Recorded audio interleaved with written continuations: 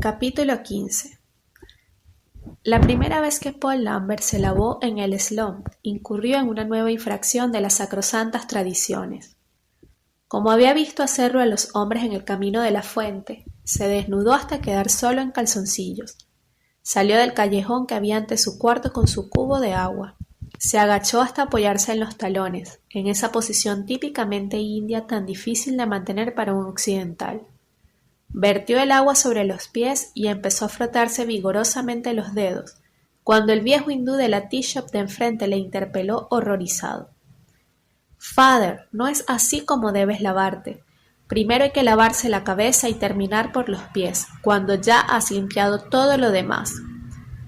Paul Lambert estaba a punto de balbucear alguna disculpa cuando apareció la niña que la noche antes le había llevado un plato de comida.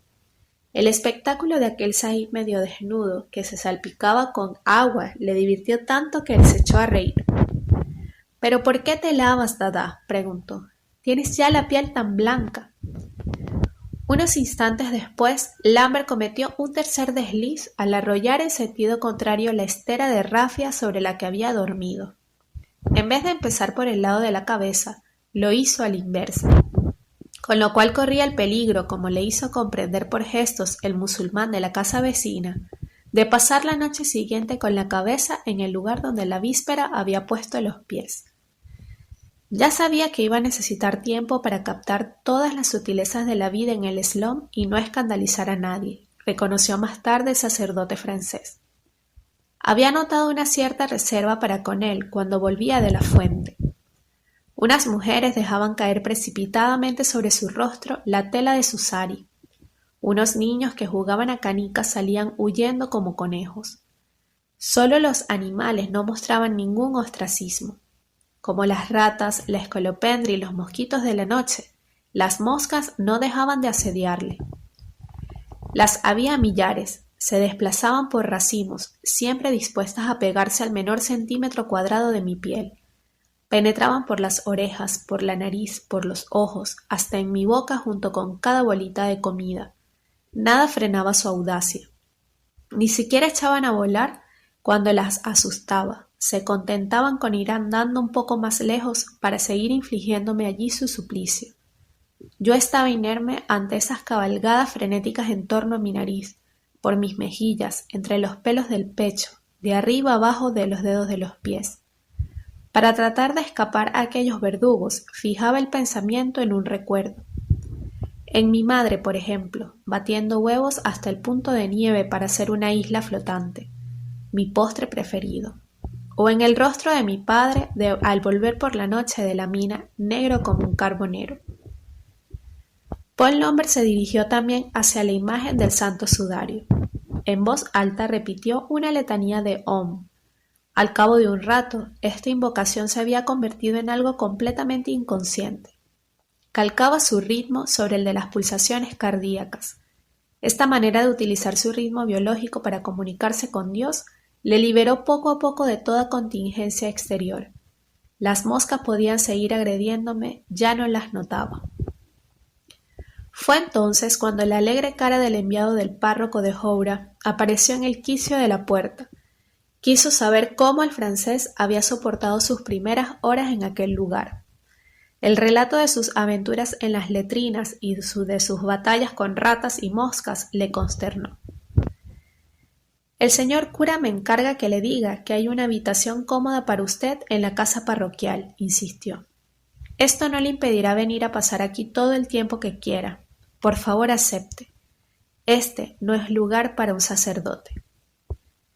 Meneó varias veces la cabeza y luego sacó de una bolsa de tela charolada 2 gruesos volúmenes que le enviaba el párroco. Eran los evangelios en hindi y una gramática bengalí. Lambert acogió aquellos regalos con entusiasmo.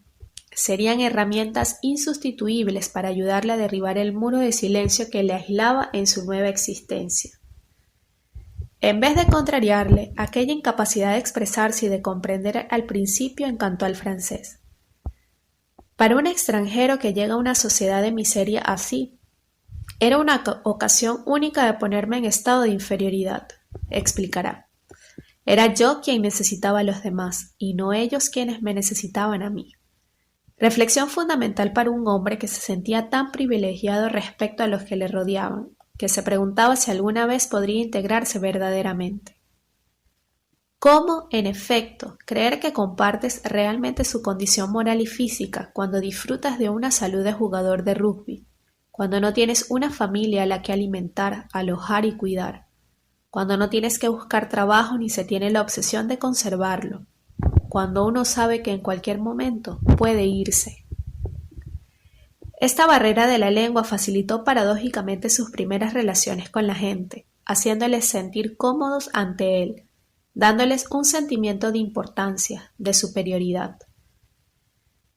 ¿Cómo se decía agua en urdú y té o cubo en hindi?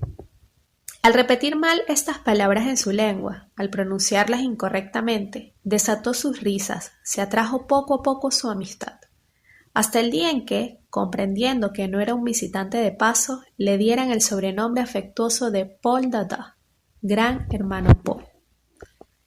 El hindi, la gran lengua franca de la India moderna, que hoy hablan cerca de 200 millones de hombres, era comprendida por la mayor parte de los habitantes de la Ciudad de la Alegría.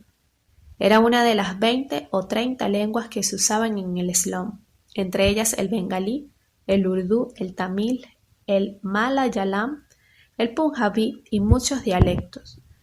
Al carecer de profesor, Lambert empezó su aprendizaje de un modo más bien original. Cada mañana, después de sus horas de contemplación, se daba una lección de hindi gracias a los textos que conocía mejor que las rayas de su mano, los evangelios. Se sentaba en su estera, con la espalda muy erguida y apoyada en la pared, las piernas dobladas en la posición de loto, los evangelios en francés sobre un muslo y sobre el otro la traducción en hindi.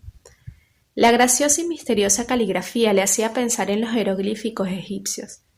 Como Champollion comprendió que para empezar necesitaba una clave.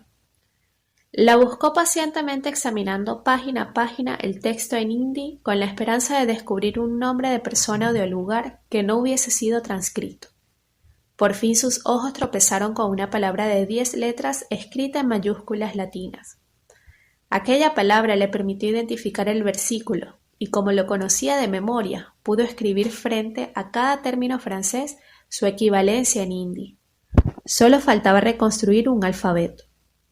Aquella palabra clave pareció doblemente simbólica al habitante del 19 Fakir Bagan Lane. Era el nombre de una ciudad cuya imagen evocaba aquella en la que se encontraba ahora, una ciudad en la que la muchedumbre se había reunido para dirigirse hacia Dios. Era también el símbolo de una inextricable confesión de cosas y de personas que podía compararse a aquel mundo de chabolas de la Ciudad de la Alegría. Aquella palabra clave era Cafarnaum.